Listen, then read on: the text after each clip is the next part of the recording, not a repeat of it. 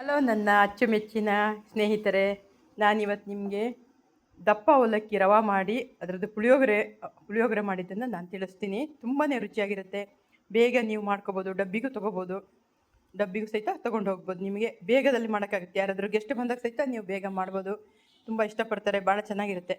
ಇದಕ್ಕೆ ಏನು ಮಾಡಬೇಕು ಅಂದರೆ 2 ಕಪ್ಪು ಅಂದರೆ 1/4 kg 2 ಕಪ್ನಷ್ಟು ದಪ್ಪ ಅವಲಕ್ಕಿ, ಸಣ್ಣದು ದಪ್ಪ ಅವಲಕ್ಕಿ ಇರುತ್ತಲ್ಲ ಅದನ್ನು ತೊಗೊಂಡು ಮಿಕ್ಸಿಲಿ ಹಾಕಿ, ದಪ್ಪ ರವೆ ಇರುತ್ತಲ್ಲ ಗೋಧಿ ರವೆ, ಆ ರೀತಿ ಹದದಲ್ಲಿ, ತುಂಬ ದಪ್ಪನೂ ಅಲ್ಲ, ಮೀಡಿಯಮ್ಮಲ್ಲಿ ಸ್ವಲ್ಪ ದಪ್ಪ ರವದಲ್ಲಿ ಮಾಡ್ಕೊಳ್ಳಿ, ಪುಡಿ ಮಾಡ್ಕೊಳ್ಳಿ. ಚೆನ್ನಾಗಿ ಪುಡಿ ಮಾಡ್ಕೊಂಡಾದ್ಮೇಲೆ ಒಂದು 2 ಕಪ್ನಷ್ಟು ನೀರು ಹಾಕೋದನ್ನು ನೆನೆಸಿಡಿ. ಸ್ವಲ್ಪ ಚೆನ್ನಾಗಿ ನೆನಿಲಿ.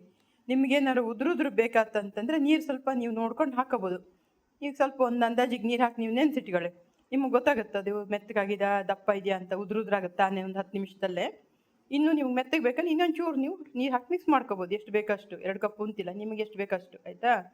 ಆಮೇಲೆ ಏನು ಮಾಡಬೇಕು, ಬಾಣಲೆಯಲ್ಲಿ ಸ್ವಲ್ಪ ಕೊಬ್ಬರೆಣ್ಣೆ, ಸಾಸು, ಒಗ್ಗರಣೆ ಹಾಕಿ, ಕರಿಬೇವು ಹಾಕಿ, ಅದರಲ್ಲಿ ಸ್ವಲ್ಪ ಎಣ್ಣೆ ಹಾಕ್ಕೊಂಡು ಅದರಲ್ಲಿ ಪುಳಿಯೋಗರೆ ಸ್ವಲ್ಪ ಹಾಕಿ ಸ್ವಲ್ಪ ನೀರು ಹಾಕಿ ಚೆನ್ನಾಗಿ ಕಲಸಿ ಗೊಜ್ಜು ಟೈಪ್ ಮಾಡ್ಕೊಳ್ಳಿ ಅದನ್ನು.